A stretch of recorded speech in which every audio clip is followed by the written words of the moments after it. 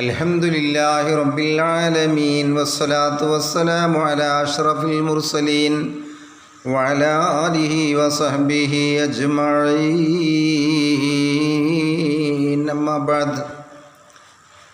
ഉഹദ് പട ബദർ യുദ്ധത്തിന് ശേഷം നടന്ന രസകരമായ ഐതിഹാസികമായ ഒരു സംഭവ കഥയാണ് ഉഹദ് യുദ്ധം. ആ ഉഹദ് യുദ്ധത്തിലേക്ക് നിങ്ങളുടെ ശ്രദ്ധ ഞാൻ ക്ഷണിക്കുകയാണ്. ഒന്നാം എപ്പിസോഡിലേക്ക് സ്വാഗതം.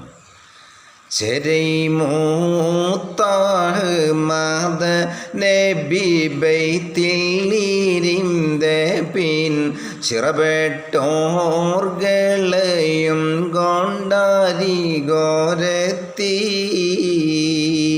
പാരിദാ പൂവി ത്വയ്ബ പൂകിന്തെല്ലാം ഹബീബുള്ള ഫളലുറ്റ തിരുമുമ്പിൽ അണഞ്ഞേ പിന്ന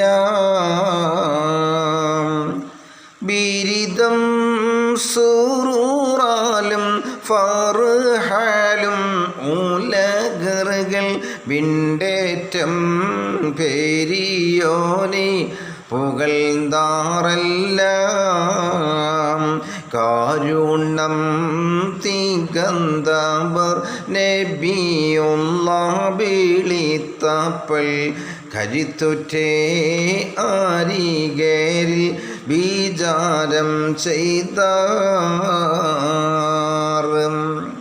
എന്തൊരു സംഭവം നടക്കുകയാണെങ്കിലും അതിൻ്റെ പിന്നിൽ ഒരു കാരണം ഉണ്ടാകും.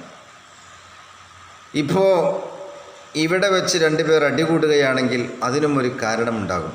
എന്നാൽ ഉഹദ് യുദ്ധത്തിനുള്ള കാരണം അത് ബദർ യുദ്ധമായിരുന്നു.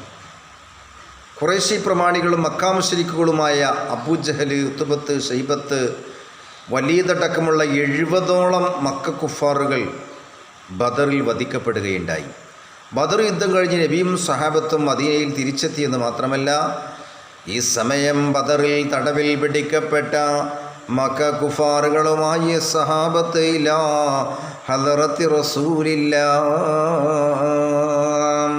തടവിൽ പിടിക്കപ്പെട്ട 70ഓളം വരുന്ന ശത്രുക്കളുമായി അള്ളാഹിൻ്റെ റസൂലിൻ്റെ ഹദറത്തിൽ സഹാബത്ത് വന്നു നിൽക്കുകയാണ്. ഈ സമയം ഹബീബായ നബിതങ്ങൾ സഹാബത്തിനെ വിളിച്ചു പറയണം, എന്താണ് ഇനി ഇവരെ ചെയ്യേണ്ടത് ചോദിച്ചു. നിങ്ങളൊരു അഭിപ്രായം പറഞ്ഞാലും. മഹാനായ സിദ്ദീഖ് റളിയല്ലാഹു അൻഹു എഴുന്നേറ്റ് നിന്നുകൊണ്ട് പറയുകയാണ്, എന്താണ് പറഞ്ഞത്? തിജമായിട്ടമൈകളിൽ മാഊത്തോളം മാവർ മാറ്റം നിലയാദേ ബാരുകായം നുറപ്പും വാങ്ങി ഉറപ്പുകൾ മോളിപ്പിത്ത് ഫിദിയാതും എടുത്തിട്ട് ഓരോരോ തരെ വീട്ടിൻ നയക്കാമിപ്പോൾ സർവോരും നാമുക്കുള്ള ഖറാബത്തമശീറല്ലോ സലാമത്തിൽ മടങ്ങാനും ഇടം ഉണ്ടല്ലോ. പിറകെ പന്തീതിൽ ചില്ലർ ഇസ്ലാം ദീൻ പുകഴ്ന്നെങ്കിൽ പെരികെ ഖൈറാണല്ലോ റസൂലുള്ളാഹി. എല്ലാ പ്രതിസന്ധി വേളകളിലും അല്ലാത്തപ്പോഴേക്കും അല്ലാത്ത സമയത്തും ഒക്കെ അള്ളാഹിൻ്റെ റസൂലിന് താങ്ങും തണലുമായി മാറിയ മഹാനിലായ സിദ്ദീഖ് റളിയല്ലാഹു അൻഹു എഴുന്നേറ്റ് അള്ളാഹിൻ്റെ റസൂലിനോട് പറയണേ, നബിയെ, എൻ്റെ അഭിപ്രായം യുദ്ധത്തിന് വന്നതെന്തായാലും തെറ്റായിപ്പോയി. ഇനി മേലിൽ നമ്മുടെ യുദ്ധത്തിന് വരില്ല എന്ന ഉറപ്പ് വാങ്ങി ചെയ്ത തെറ്റിന് എന്തെങ്കിലും ഒരു ഫിദിയ അല്ലെങ്കിൽ പാട്ടം, നികുതി വാങ്ങി അവരെ വിട്ടയക്കാം. മാത്രമല്ല, ഇവരെല്ലാം നമ്മുടെ അടുത്തടുത്ത ബന്ധുക്കളും കുടുംബക്കാരും ആണല്ലോ, മറ്റാരുമല്ലല്ലോ പഹയന്മാർ.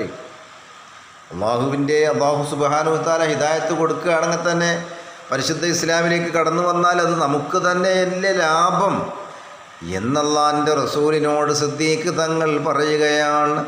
അങ്ങനെ അവരെ ഫിദിയ വാങ്ങി വിട്ടേക്കാം എന്നാണ് എൻ്റെ അഭിപ്രായമെന്ന് മഹാനായ സിദ്ദീഖ് തങ്ങൾ പറഞ്ഞപ്പോൾ മറ്റൊരു സഹാബി എഴുന്നേറ്റ് നിന്നുകൊണ്ട് പറയുകയാണ് എന്തെന്ന്. ഞെരികാണി ബീഡുകാതുർ വലി ഫാറൂഖീശംപുന്നേ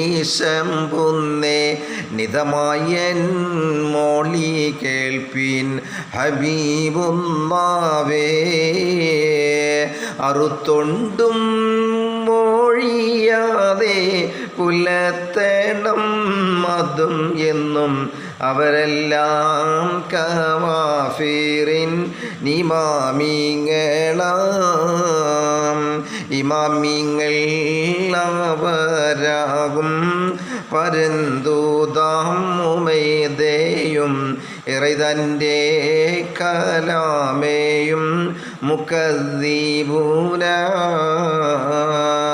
ഉമൈദന്നാത്തിഹാമിന്നും ബൈത്തുല്ലാഹത്തിന്നും ഒരുമിത്ത് പുറപ്പെടി തിവരാമല്ലോ. ആ സമയത്ത് മഹാനായ ഉമറുൽ ഫാറൂഖ് റളിയല്ലാഹു അൻഹു എഴുന്നേറ്റ് പറയാണ്, ഒരു കാലത്ത് മക്കാമടലാരുണ്യത്തെ കിടിലം കൊള്ളിച്ച രണ്ടാമത് ഉമറിനെ കൊണ്ട് പരിശുദ്ധമായ ദീനുൽ ഇസ്ലാമിനെ നീ ശക്തിപ്പെടുത്തണേ എന്ന് അല്ലാഹുവിൻ്റെ റസൂൽ ദുആ ചെയ്ത ഹിശാമിൻ്റെ മകൻ അംർ അബൂജാഹിലും മറ്റൊന്ന് ഖത്താബിൻ്റെ മകൻ ഉമറുമായിരുന്നു. അല്ലാഹുവിൻ്റെ റസൂലിൻ്റെ പ്രാർത്ഥനയുടെ ഫലമായി അള്ളാഹു ഹിദായത്ത് കൊടുത്തത് ഖത്താബിൻ്റെ മകൻ ഉമറിനായിരുന്നു. ഏതായാലും മഹാനായ ഉമർ ഇബ്നുൽ ഖത്താബ് റളിയല്ലാഹു അൻഹു അല്ലാഹുവിൻ്റെ റസൂലിനോട് പറയുകയാണ്, നബിയേ, എൻ്റെ അഭിപ്രായം ഇവരെയൊക്കെ കൊല്ലണം എന്നാണ്. ഒരൊറ്റൊന്നിനെയും ബാക്കി വെക്കാൻ പാടില്ല. കാരണം ഇവരെല്ലാം മക്കാ മുശ്രിക്കുകളുടെ തലവന്മാരാണ്. മാത്രമല്ല തങ്ങളെയും അതുപോലെ തന്നെ റബ്ബിൻ്റെ കലാമിനെയും കളവാക്കിയവരാണിവർ. അതുകൊണ്ട് ഞാൻ പറയുന്നു ഇവരെയൊക്കെ കൊല്ലണം. അതിനും പുറമെ പിറന്ന നാട്ടിൽ സ്വൈരമായി ജീവിക്കാൻ അനുവദിക്കാതെ പരിശുദ്ധ മക്കയിൽ നിന്നും നമ്മെ ആട്ടിപ്പായിച്ചവരാണവർ. അതുകൊണ്ട് പരസ്പരം അവർ തമ്മിൽ കൊല ചെയ്യട്ടെ. അബ്ബാസിനെ ഹംസയും അതുപോലെ തന്നെ ഉക്കൈലിനെ മഹാനായ അലി റളിയല്ലാഹു അൻഹു ഇങ്ങനെ പരസ്പരം കൊല ചെയ്യട്ടെ. ഇവരെ കൊല ചെയ്യണമെന്നാണ് എൻ്റെ അഭിപ്രായമെന്ന് ഖത്താബിൻ്റെ മകൻ മഹാനായ ഉമറുൽ ഫാറൂഖ് റളിയല്ലാഹു തആല അൻഹു അള്ളാഹിൻ്റെ റസൂലിനോട് പറയുകയാണ്. ഈ സമയം ഉടനെ മോളിന്തിടുന്ന് ഇബ്നു റവാഹയം മുല്ല മലർ നബിയേ ആന ചൊല്ലിടാം ഹിലത്തും ഖത്ബും അടുക്കി വെച്ച്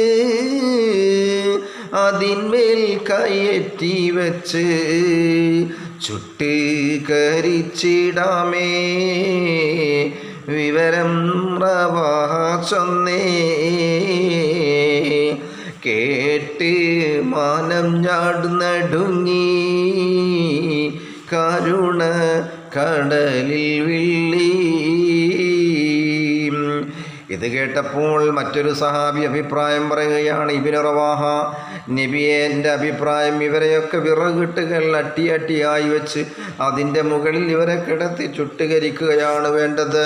ഇതിന് ഇബ്നു റവാഹ അങ്ങ് പറഞ്ഞപ്പോൾ സുബ്ഹാനല്ലാഹ്, അള്ളാഹിൻ്റെ റസൂലിനോട് ഇബ്നു റവാഹ പറയാണ്, വിറക് അട്ടിയായിട്ട് വെച്ച് അതിൻ്റെ ഇടയിൽ കൂടെ വില കടത്തിയിട്ട് അങ്ങോട്ട് കത്തിച്ച് കളയാം. സുബ്ഹാനല്ലാഹ് ഇതങ്ങോട്ട് പറഞ്ഞപ്പോൾ ഇത് കേട്ട് നിന്ന അള്ളാഹിൻ്റെ റസൂലിൻ്റെ ഹദറത്തിലുള്ള 70ഓളം വരുന്ന മക്കാ മുശ്രിക്കുകൾ അവരുടെ ഉള്ള വീര്യം ചോർന്നു പോയി. കാരണം അള്ളാഹിൻ്റെ റസൂലിൻ്റെ കരുണ മാത്രമാണ് ഇനി ബാക്കിയുള്ളത്. അങ്ങനെ അതും പ്രതീക്ഷിച്ചിങ്ങനെ അള്ളാഹിൻ്റെ റസൂല്, അതായത് മുഹമ്മദ് എന്തായാലും ഞങ്ങളോട് കരുണ കാണിക്കുന്നൊരു ഒരു ഇതുണ്ട്, മനസ്സുണ്ടോൽക്ക്. അങ്ങനെ ആ തീരുമാനമാണ് അബ്ദുല്ലാഹി ഇബ്നു റവാഹ പറഞ്ഞപ്പോൾ അള്ളാഹിൻ്റെ ഹബീബ് ഏതഭിപ്രായമാണ്, 3 അഭിപ്രായങ്ങളിൽ ഏതഭിപ്രായമാണ് അള്ളാഹിൻ്റെ റസൂല് തിരഞ്ഞെടുക്കുന്നത്? അതാണ് മഹാകവി മാപ്പിളക്കവി സമ്രാട്ട് മൊയ്യുംകുട്ടി വിവരിക്കുന്നത്. നിങ്ങൾക്ക് ഇങ്ങനെ കേൾക്കാം. പുകൾ പെറ്റവർ നബിയുള്ളാൻ പൊലിവർ സിദ്ദീ കുരയെടുത്താർ സകലോരിന്നും ഫിദിയത്തീന തരം പോലെടോ തയത്ത് നൈനാർ. ഉഹദിൻ്റെ രണ്ടാം ഭാഗം അടുത്ത എപ്പിസോഡിൽ.